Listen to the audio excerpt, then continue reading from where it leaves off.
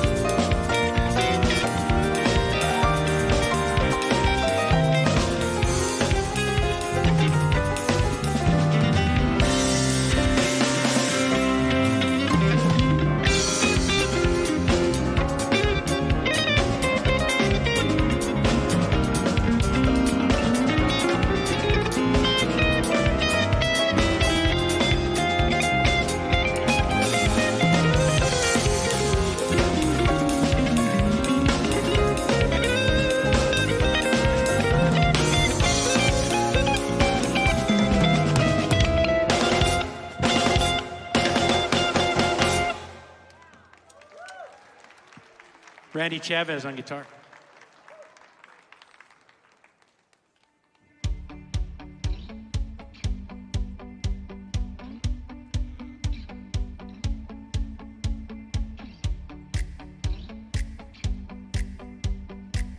Hey everybody, my name is Bobby. Welcome to Mile High Church. Thank you so much for spending a portion of your weekend with us, especially if you're new. Our vision, oneness revealed, a world of love, peace, and abundance for all. Our mission, to serve as a spiritual beacon for personal empowerment and global enlightenment. Before we get started today, we want to give you a look at a few things coming up around Mile High Church for you and your family. Dress comfortably, bring a pillow or blanket, and join us for our Sacred Sound meditation on January 17th.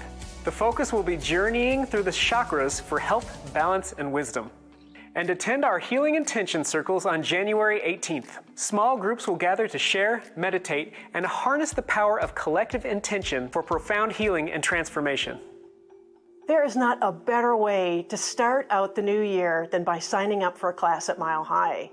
I want to let you know that we've got some exciting classes coming up. If you are brand new and have never taken a class here before, you want to jump into Beyond Limits. That's our introductory class. It'll tell you all you need to know about our philosophy, about Mile High. And then we've got Prayer as a Spiritual Practice, which I'll be teaching. We have Powering Your Decisions with Dr. Michelle. And we also have practical mysticism with Dr. Patty. It's just a great way to start your new year off with a boost for your spiritual practices. And the best news is that all of our classes right now are half price, thanks to a generous donation from our Mile High Foundation.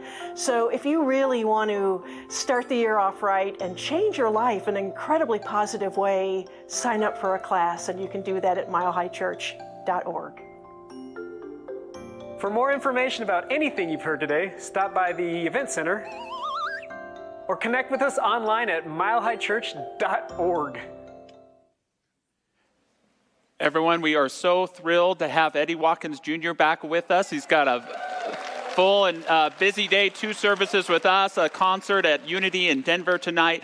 We are just so blessed. He's one of the premier singer-songwriters in New Thought. And here he is, everyone, Eddie Watkins Jr.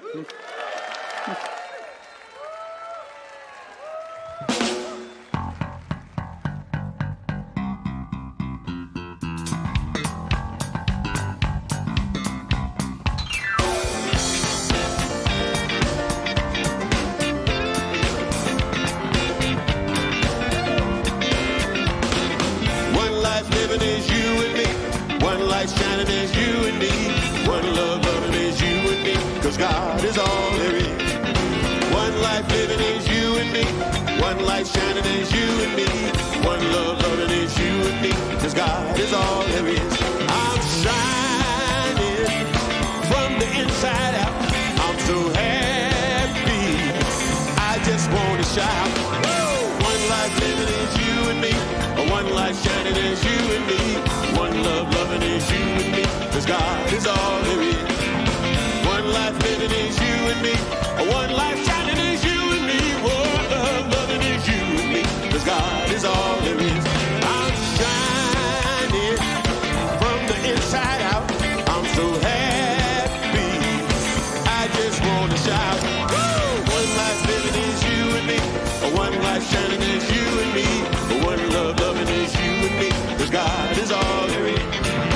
One life living is you and me. One life shining is you and me. One love loving is you and me. 'Cause God is all there is. One life, one light, one love. One life, one light, one love. One life, one light, one love. All right, all right, all right. One life, one light, one love. One life, one light, one love. One life, one light, one love. We're all shining. We're all shining from the inside out. So happy. You know you make me want to shout. One life living is you and me. One life shining is you and me. One love loving is you and me. 'Cause God is all there is. One life living is you and me. One life shining is you and me. One love loving is you and me. 'Cause God is all there is.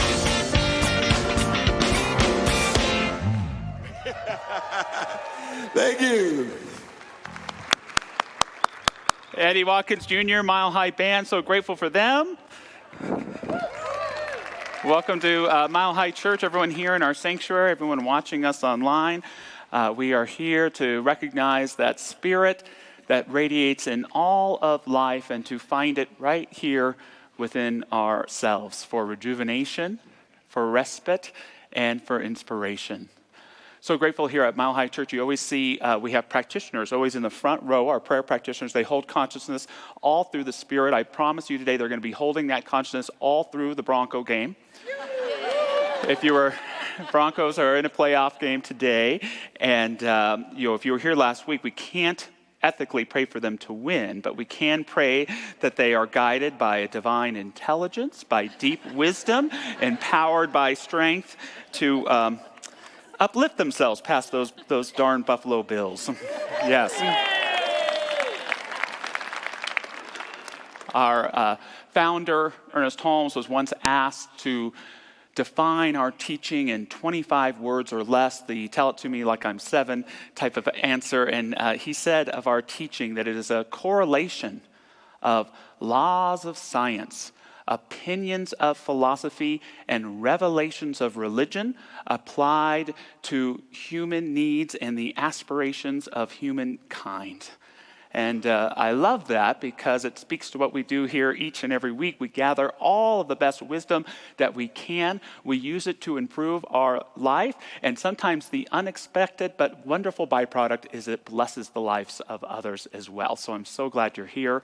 If you're new to Mile High, we have a vision and mission we love to recite each week. It's coming up on the screens. If you want to say it along with me, it goes like this. Our vision: oneness revealed, a world of love, peace, and abundance for all. And our mission: to serve as a spiritual beacon for personal empowerment and global enlightenment. So now we move into a shared spiritual practice of song, silence, and prayer.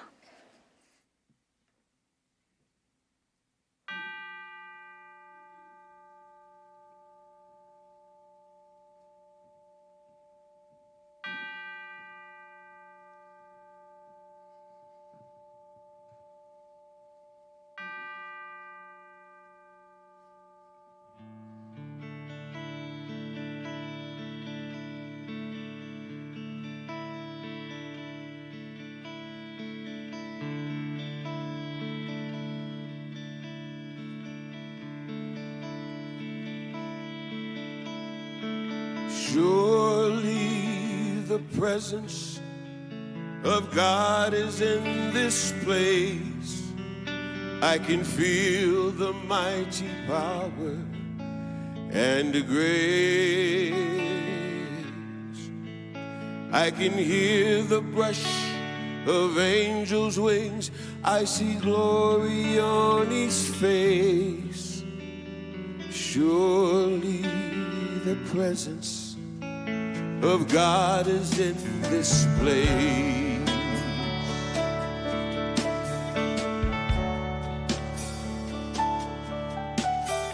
Surely the presence of God is in this place.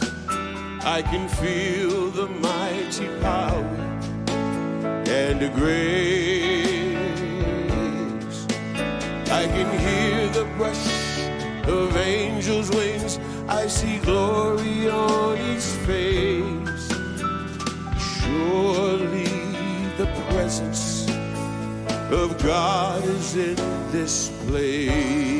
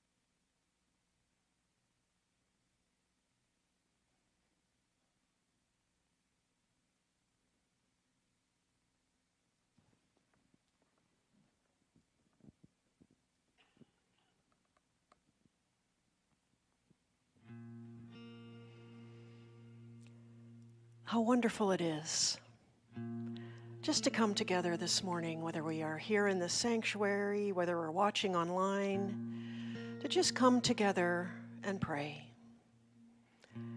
To be in that stillness and that silence for a few moments, to let go of all of the tension, the worries, the to-do lists, and simply be. To be reminded that there is a divine presence everywhere. And when we look at those gorgeous Rocky Mountains, or this beautiful winter day, or the snowfall, we are reminded about the hand of God that is everywhere. We also remember that within ourselves, and just take a moment to reconnect, to recalibrate, to reimagine that we are these divine emanations of spirit, as is everyone we meet. And so how beautiful it is just to take a few minutes this morning to remember that. We also hold in our hearts and our prayers and our thoughts all of those affected by the wildfires in California. absolutely knowing and affirming that there is a divine presence that is providing support, guidance, care, comfort, and resources. And we know that in whatever manner we choose to support those efforts, that we continue to hold in our consciousness and our prayers that safety and the well-being of all those affected. And so in this moment, I'm just so grateful for this community, grateful for the generosity of this community, grateful for this beautiful and amazing and life-affirming philosophy of science of mind. And I know that as I release these words and this prayer into that beautiful alchemy of love and law, that all is well, because all is God, and so it is.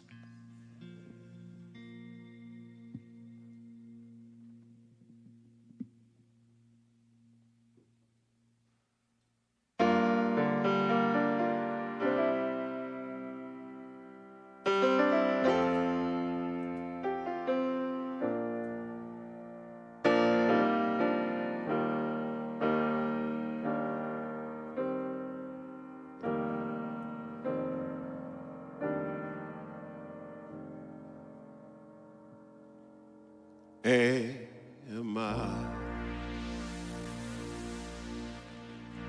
strong enough to bear the burdens that sometimes come living this thing called life?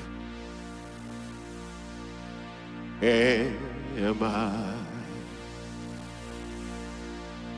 wise enough to make the right decisions when I'm standing at the fork in the road? Sometimes I wonder and ponder, only to realize I'm not alone and there's nothing I have to do on my own, because I am the place where God lives, moves and breathes and has its being. I am the place where God shows up. I am the place where God lives, moves and breathes and has its being. I am the place where God shows up. Will I have enough to do the things I need to do to take care of myself? Will I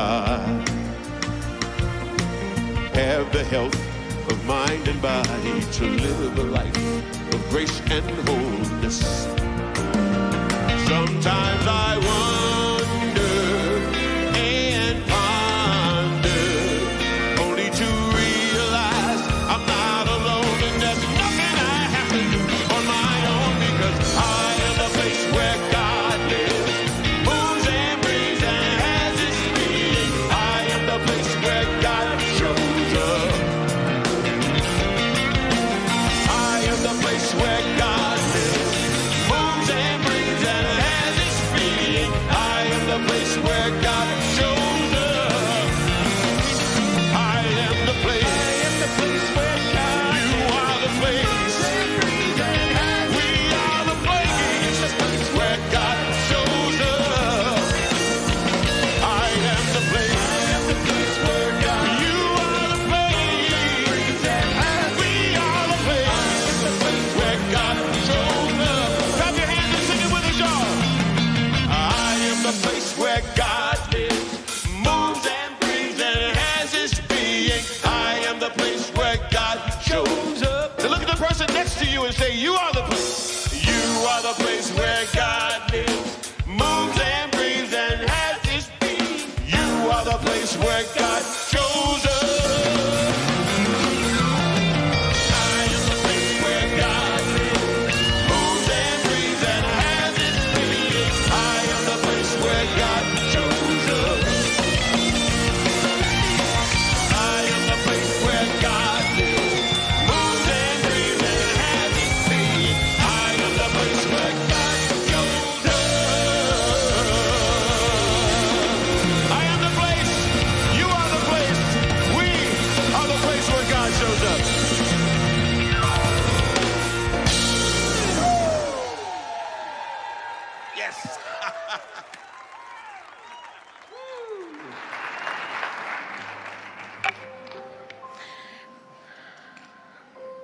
In support of our Back to Basics series this month, our first inspirational words are from our founder, Ernest Holmes. I live in the faith that there is a presence and power greater than I am that nurtures and supports me in ways I could not even imagine. I know that this presence is all-knowing and all-power and is always right where I am. And from Florence Scovel Shinn, who was a New Thought author and spiritual teacher at the very beginning of the New Thought movement, she said, I do not limit God by seeing limitation in myself. God and myself, all things are possible.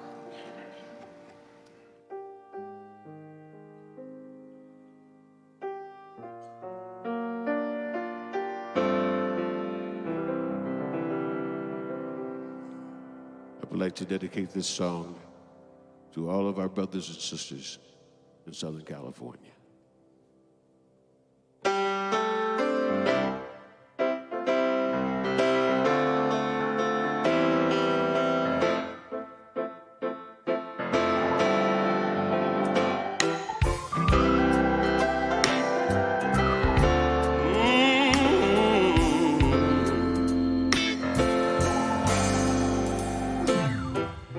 Here we all are gathered together in this place. Why are we here? What is our purpose? Spirit reveal. How do we know what's true and what's real?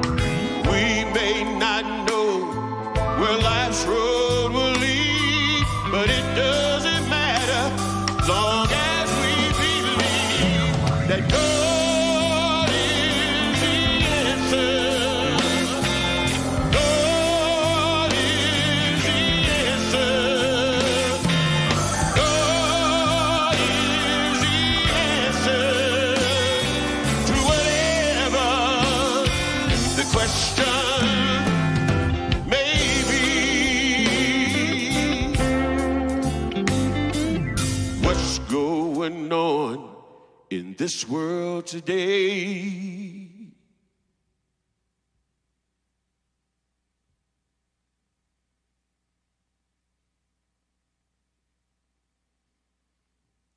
Where do we fit?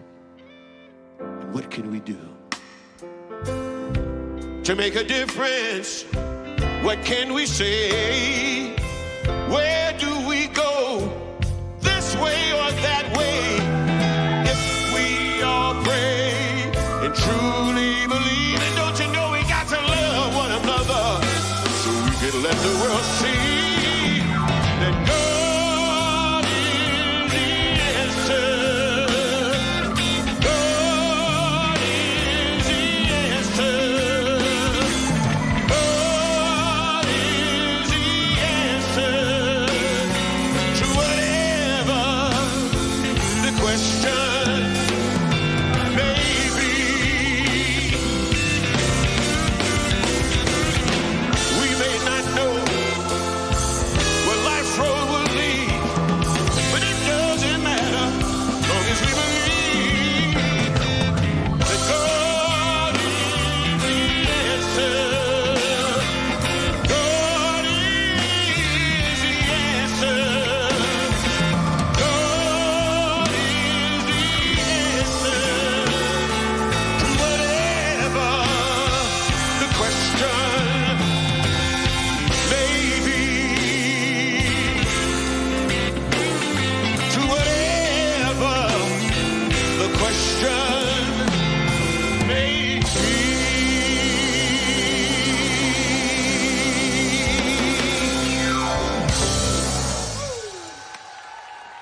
Thank you. Thank you. Eddie Watkins Jr. Thank you, Randy, Bijou, Mike, Rob.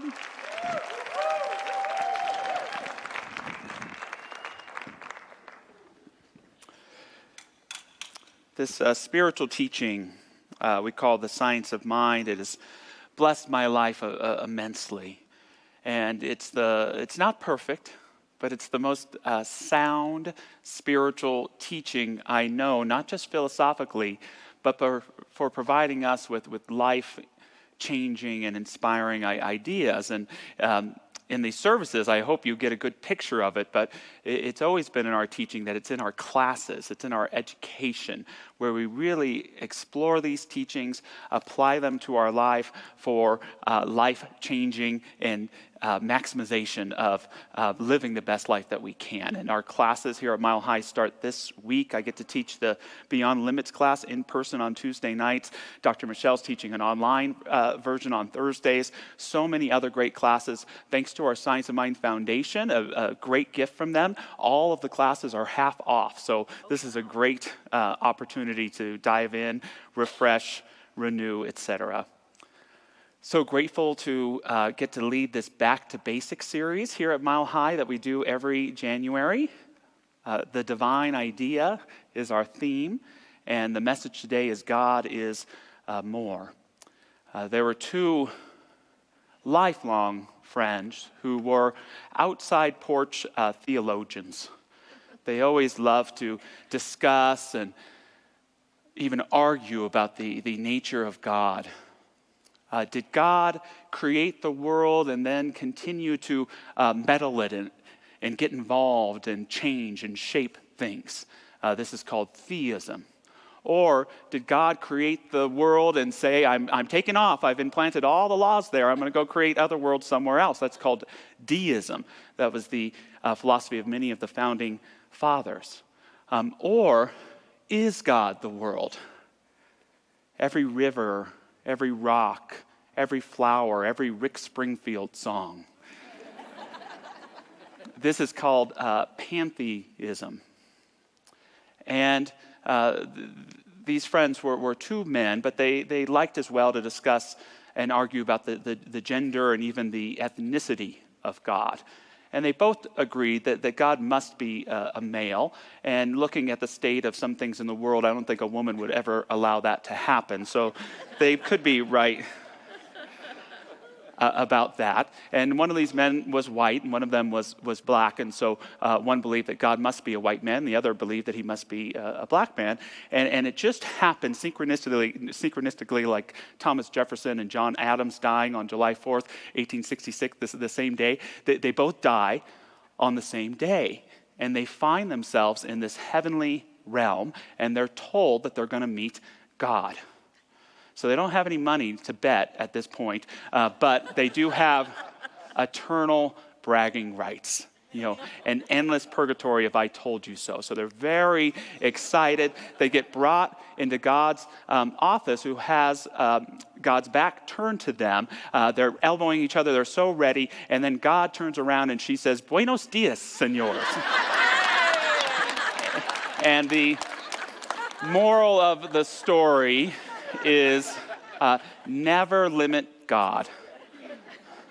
We love to speculate, we love to describe, but never define. For the moment we put God in a box, we've lost the essence of what God is.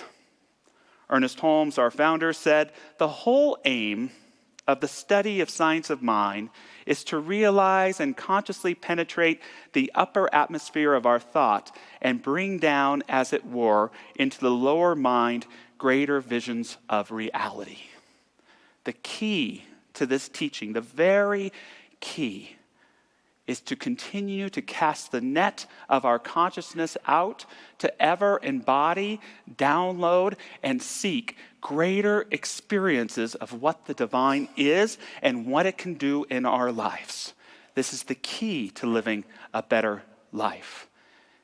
It involves not only receiving the imprint of the divine, but ever giving more of ourself, more of our self-understanding, more of our focus to what it is. Mother Teresa, Saint Teresa of Calcutta, she said something like this. She said, "If God, who owes us nothing, is willing to give us all of himself, why won't we give even the smallest part of ourselves to God? We get so focused on the so-called structure of our reality that we can forget that we're divine beings related to something infinite. And as we give ourselves to this divine presence, it gives itself more and more to us. The Prophet Muhammad is said to have said, it is said that when you take one step towards God, God takes 10 steps towards you. But the truth is that God is always with you. We have to deal sometimes with these divine contradictions, that the fullness of the Spirit is here, and yet we must ever reach for it more and more to experience its fullness in our lives.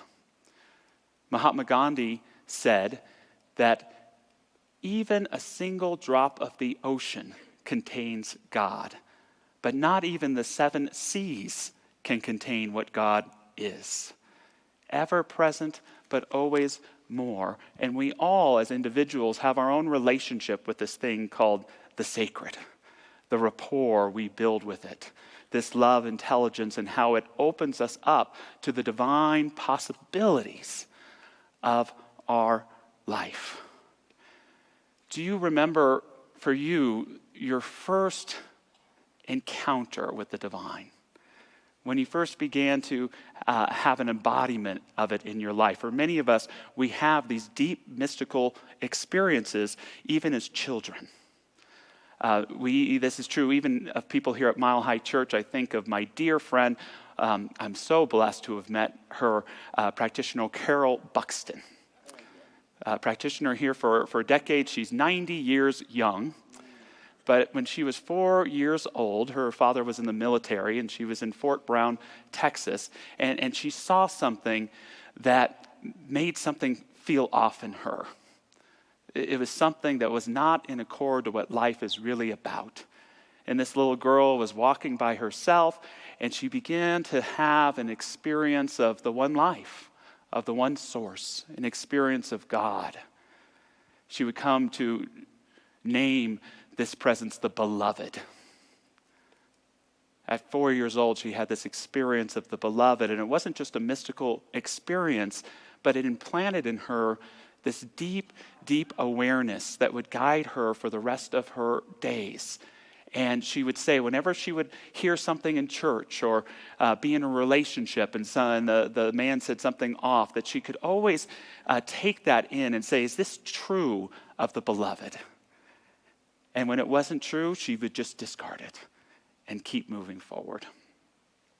Another Mile Higher you may have heard of had a spiritual experience at a young age. His name is Roger Teal. He was 6 years old, so a late bloomer compared to Carol. But in his magnificent book, This Life is Joy, Roger talks about his dad mowing the lawn, and he decided to lay down in the grass, and he was just staring up at the sky, and he had an experience of kind of losing his sense of self and being one with everything. He shares, it was as if I was no more. I was pulled totally into the scene, and the worldly Roger was gone. Now I was the sky and the clouds and the lawn and the sunlight. I have no idea how long this immersion experience lasted in chronological time. However, the depth of the experience felt timeless. And he goes on, the most significant thing about it was that the experience left me changed. From that time on, I remember absolutely knowing that there is an ultimate source, spirit, or life permeating this universe, and it is love, a love that is wondrous and within all life. And as Roger continued his path, discovering and exploring all sorts of potential vocations, he kept going back to this experience and dedicated his life to understanding it and sharing it with others. And I'm guessing just a few of us have been blessed because of his dedication to that, right? Yeah. In the science of mind, we treasure the great truths of all faiths. And yet I love Ernest Holmes' definition of religion. He defined religion as one's idea of God. I love that because it's so incredibly personal. It means that each and every one of us, although we may be of the same faith, we have our own religiosity. It's up to each of us to discover the God of our own understanding and to grow it in all the different areas of our life. And again, we honor all the great faiths here, but for me, there are only two types of religion: outside religion and inside religion. Outside religion and inside religion. And every religion that there is has this outside aspect of it, faction, and inside faction. Outside religion is based on the premise that God is outside of you and you have done something, or your ancestors have done something, or the world has done something to keep you from spirit. That it is in a sense rejected you. And you must find a medium that's often presented as a teacher, but generally it's an organization or a church that says, you can get to God, but through me. Through devoting yourself to this organization, through practicing these particular teachings, to forgiving your sins, etc., etc. And I mean no disrespect, but for me, this can be a kind of hell, even though we don't believe in hell. It can cause us to self-reject ourselves and not understand the innateness of our own inner beauty, inner preciousness, that life that is within each and every one of us. Inside religion is based upon the premise that when you discover God within yourself, you can discover God everywhere. But it must be first found within. This was the core of Jesus' message. That if someone says, hey, look, the kingdom of God is over there, don't believe them. Or that it's going to come at a particular time, don't believe them, because the kingdom of heaven is within you. I believe in the God of the sky. I believe that we can talk to God and God can talk back to us. I believe in the God of nature. I believe in the God that we see in the joy and passion in the eyes of children. And yet I know that in order to discover that divinity, I must first go within and unlock an understanding of it within myself. So every faith has this outside and this inside. Christianity has the outside, but it also has the inside. Islam has the outside, but it also has the inside. Even religious science, our teaching, has its outside factions and its inside. But talking about this idea of one's idea of God, Ernest Holmes tells us that it's personal to all who feel this indwelling presence. That's the relationship where it starts, where it begins. To ask ourselves, could it be true that I'm related to something infinite? Could it be true that I'm related to something infinite that wants to express itself in my life? I know this is a theological and philosophical sermon today, but I hope we can touch on something really personal for each and every one of us. Because part of what we're doing when we're trying to locate God in the cosmos is we're also finding where we're going to center ourselves. Where are you going to center yourself? And if you get anything from this message that I share today, it is this: never center yourself in an idea that does not suit the person you want to become. Never give yourself in service to a cause less than the truth of who you are. Never anchor yourself in an idea that does not speak, that does not resonate with the truth of who you really are. That's what this relationship with the divinity is all about. It's about centering ourselves in a divine idea for our lives so that divine idea can come forward. Because when we center ourselves in less than, we can only produce equal to that measure. What part of your own understanding of divinity is being called to break open so that a grander part of yourself can come through. For me, it's one of the most challenging experiences in life. I'm sure everyone will resonate at some level when you get engaged in something and you think it's going to be the vehicle to get what you want, but it becomes the very damn thing that keeps you from it. You ever had that experience? I got this job and it's going to lead me to success, and 3 years in, there's no path for growth. I'm not making enough money and I'm stuck. This relationship that was going to bring me true love, we moved into each other, and it's like Norman Lear said of his first marriage, we lived in two different worlds separated by infinity. All of a sudden, all of this intimacy and warmth you wanted to create, you feel distant from. We start working on ourselves and discover all of these limiting ideas that are imprisoning us, and we wouldn't prefer anything else but to get rid of ourselves and become something different. Now, one option is to ditch the job, the relationship, and even our own self-esteem. The other is to do just what Eddie was talking about in his song. It's to open up and to know that divinity is the answer. It's to look in those situations and challenges where we feel stuck and to say, what is my operating idea of God in this situation? And if we can open up to expand it, we can begin to experience meaningful change, whether we stay in the relationships and work or in the skin or not.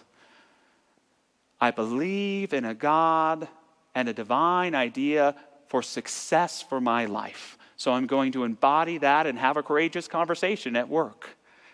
I am going to embody right here and right now the transparency, the love, and intimacy that I am seeking in my life. I'm going to practice it with my partner, and if the love that brought me into the relationship is the same one that takes me out of it, so be it.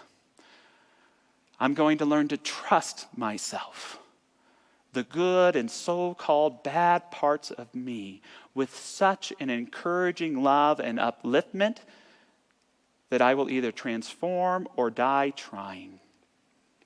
What is that challenge, that stuck place perhaps, that's calling you to bring forth a more courageous understanding of your divinity and this divinity that exists in this thing called the universe? Because it can bless us and it can bless everyone else too. Never center yourself in something that is less than the truth of who you are. Ernest Holmes, in The Science of Mind, he shares, the Spirit animates everything that I do, say, or think. Ideas come to me daily, and these ideas are divine ideas. They direct me and sustain me without effort. I am continuously directed. I am compelled to do the right thing at the right time, to say the right word at the right time, to follow the right course at all times. I live in the Spirit of truth and am conscious that the Spirit of truth lives in me. Last week, if you were here or watching, I encouraged everyone to articulate what I call a creative affirmation. Did anyone do that last week? Articulate one for yourself? Do your homework, people. And that creative affirmation, you can go back and watch the talk. It's about a broad truth that we want to experience in our lives that in meditation each day we can apply to the many different aspects of our day. Today I want to encourage you to choose an anchoring affirmation. This is a statement of the divine truth that you can know when faced with a challenge or a stressful situation or uncertainty. One of my favorites, everything is in divine right order. Everything is in divine right order. Everything is in divine right order. When life seems totally out of order and a mess, I can still anchor myself in the truth that at some level of reality, everything is in divine right order. And I can call that forward into my experience, and guess what? Stuff comes together. I love one that Edward Viljoen, minister in Santa Rosa, articulated. There is one life. That life is God's life. That life is your life. That life is my life now. I've been echoing that in the dentist chair for 14 years. There is one life. That life is God's life. That life is your life. That life is my life now. We just anchor in that deeper truth. I love the last sentence of this quote from Ernest Holmes I just read. I live in the spirit of truth and am conscious that the spirit of truth lives in me. Use one of those or make up your own, but what does it mean when our divinity or a divinity is challenged in our lives? When we think that there is no greater power, that we're the only power that there is and we're helpless. When we come to find ourselves caught in the so-called common sense or the judgments of the world, what does it mean to anchor ourselves in deeper truth and allow them to open us up in profound and meaningful ways? You know, these talks we give at Mile High Church, they're for the downtrodden. They're for those who are on their last leg wanting to change their lives. But it's also there for those of us who are doing pretty damn good. And part of what we're always saying here is that the spiritual life, pretty good isn't enough. We want more good. Not overwhelming weight on our shoulders, because sometimes less is more, but we always want to be growing. If not, we're caught up in the Tao of Larry David from Curb Your Enthusiasm, who famously says, pretty good, pretty good. But we want more good, because living a creative life with a love intelligence is all about taking that daily time to just pay a little bit attention to what could be possible. And as we build a relationship with that possibility, it becomes real. And it begins calling us through the experiences of our lives to manifest and demonstrate profound and new realities that speak to what we have centered ourselves in, a higher, more profound truth of who we are. It's creative living. We got in a fight last month about the greatest rock and roll song of all time and the greatest decade of music. Roger had to call it out and said he was praying for me. But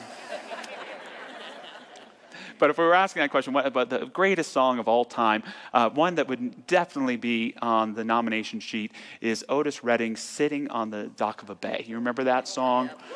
It's a beautiful song. It's sad in the sense that it was released after his death. Redding died in a plane crash at the age of 26. But here was an individual fully committed to his creative process. These Arms of Mine, his first hit, was recorded by chance. He was a part of a recording session, and they had a little time left in the session, and he put it to tape immediately, and it took off. He wrote the song Respect from the perspective of his wife, even though it was made famous by Aretha Franklin. And late in his career, a career cut short, so terrible because he was perhaps one of the greatest songwriters and performers ever. He was going to have a surgery on his voice, and he was invited by a friend to spend some time in Sausalito, California, to sit there on the bay. And as he was pondering what his future may be, as he was continuing to wrestle with his dream of having a #1 record, which we hadn't had yet, he sat and he wrote this beautiful song, Sitting on the Dock of a Bay, a song that is beautiful to me because it's both sad and melancholy, yet hopeful. It speaks to the past and the future, and yet it's a meditation. He's fully and completely present, and I would read you the lyrics, but damn it, we have Eddie Watkins Jr. here, so he's going to play us the song.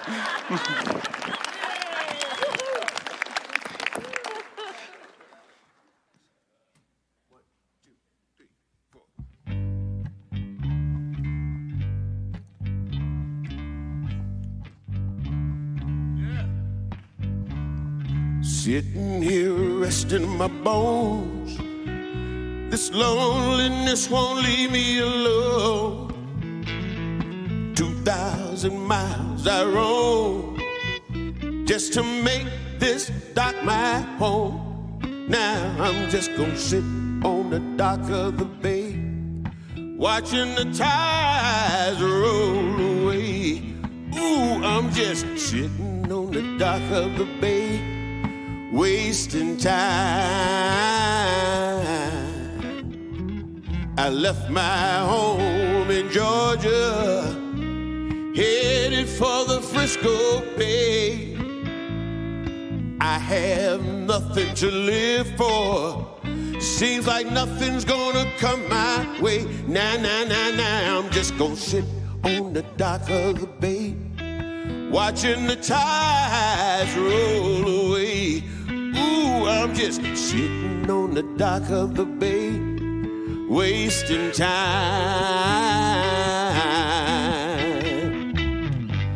Looks like nothing's gonna change.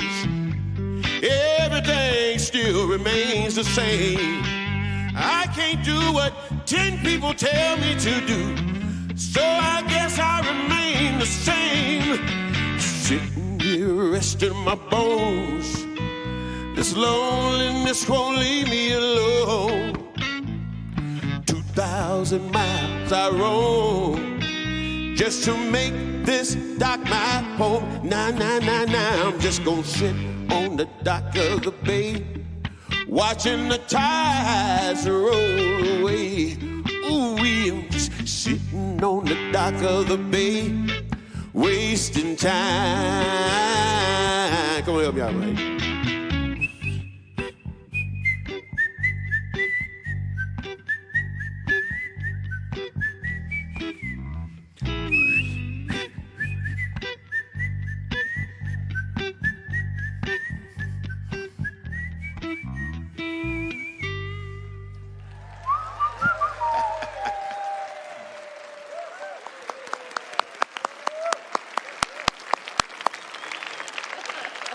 Otis Redding doesn't write sitting on the dock of the bay if he's not fully trusting and invested in the creative within him. And that's the idea. No matter how wonderful the life you've co-created is, there's always more. Emerson said, "Let your bloated nothingness get out of the way and stay connected in the divine circuits." God and you have things to do, glorious truths to bring alive in your life through meaningful demonstration. That's the great gift of life, is to realize we are indeed related with an infinite presence that knows who we are and holds our becoming for us until we are ready to accept, embody, and live it with emphatic clarity and joy. Are you up for it? Yay! All right. Let's have a prayer. Just inviting our beautiful practitioner prayer partners to stand and join me if they so choose. These incredible individuals are here to help you articulate the best of your life with the tool of affirmative prayer. And so just taking a moment right here, right now, to open up to a divine idea for our lives. Spirit, what is the divine idea you have for my life? Spirit, what is the divine idea you have for my today, my right here, right now? Who knows if we can trust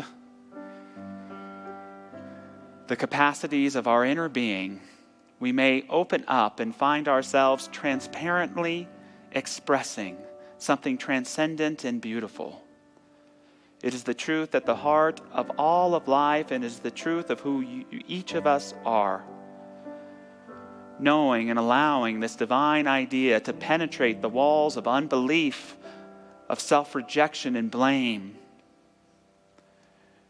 We allow it to move into our relationships, into our vocation, into our self-esteem, into our spiritual practice, and we allow all to be illumined by an awareness of divine spirit.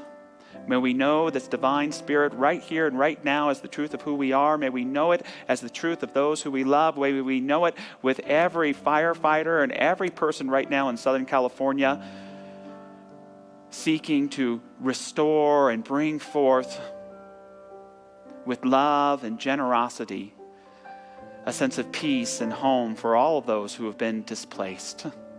Knowing in these tragic events, what comes forth is such unity and goodwill. I know this unity and goodwill surrounds all involved. Accepting that generosity of spirit for ourselves right now, we open up to what Spirit would do, and we allow it to be grand and fantastic. And so it is. Amen.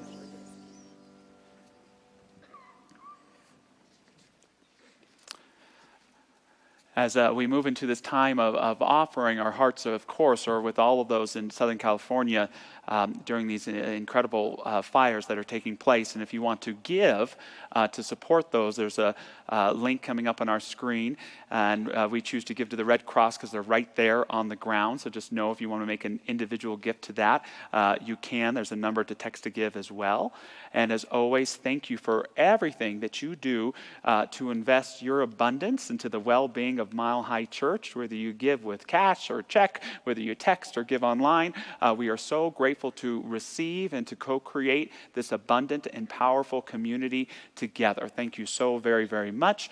We do all love to say an offering affirmation together. We can take our gift physically or metaphorically. We can hold it to our hearts, and we can say together, divine love as me blesses and multiplies all that I am, all that I have, and all that I circulate. And so it is.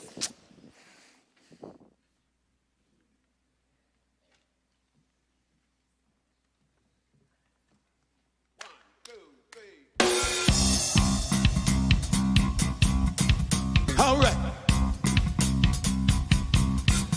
If it could be that we agree to live in harmony and set aside all that divides for the sake of humanity, would you say yes? Yes, yes, yes. If it could be that we agree to meet on common ground, plant a tree and spread the fruit of love all around, would you say yes? Yes, yes. Come on, everybody, sing with me. Yes, yes, yes. Yes, yes, yes. If you believe in you and me, say yes, yes, yes.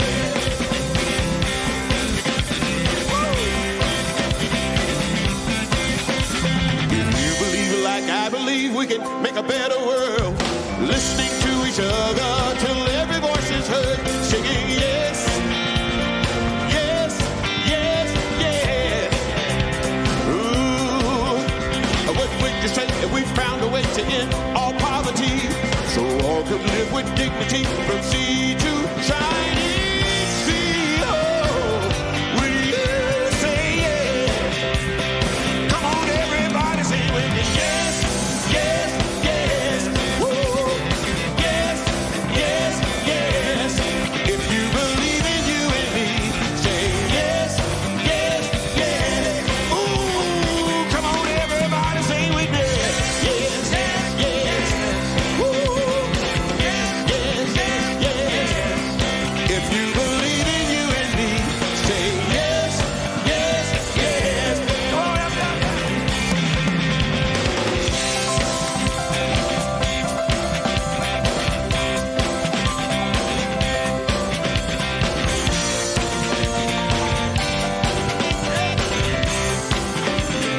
Come on, everybody, sing with me. Yes, yes, yes. Woo! Yes, yes, yes. If you believe in you and me, say yes, yes, yes. Namaste. Thank you. Thank you, Eddie and the band. Thank you so much. That was wonderful. And if you'd like to take a piece of Eddie home with you, you can go. You can go to the table out by the windows. He has some product to sell, and there's some really interesting things there. So please stop by and check. What a great morning this has been. Let's give it up for you too. For those of you who may be here for the first time, I always love to say this. This is how it is every Sunday.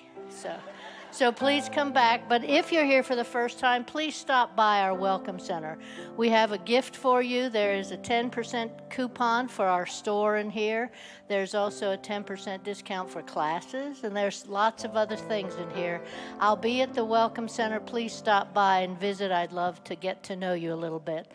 And our practitioners are down front.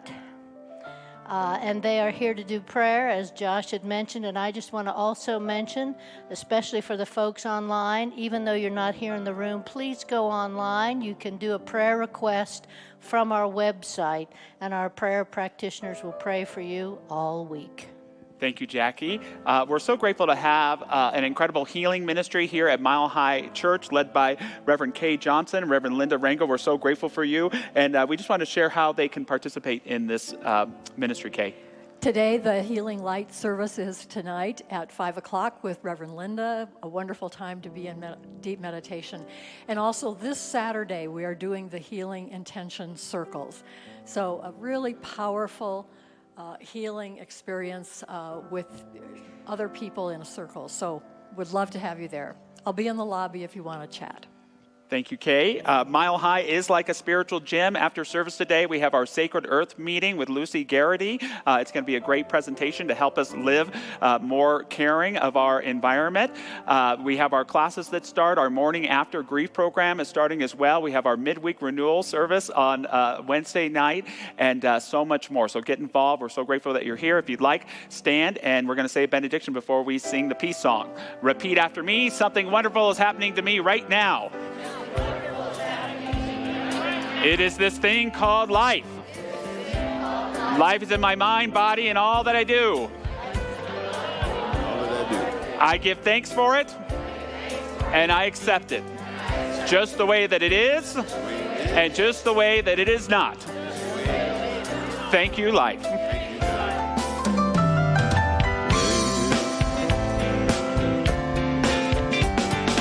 Let there be peace on earth, and let it begin with me. Let there be peace on earth, the peace that was meant to be. With God as our power, family all are we. Let us walk with our family in perfect harmony. Let peace begin with me. Let this be the moment now.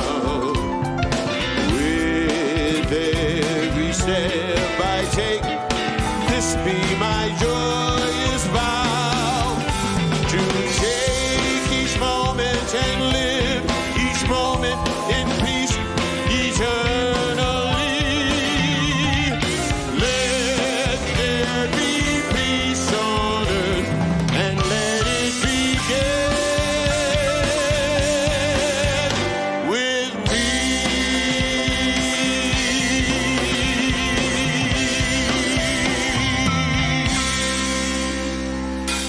Namaste.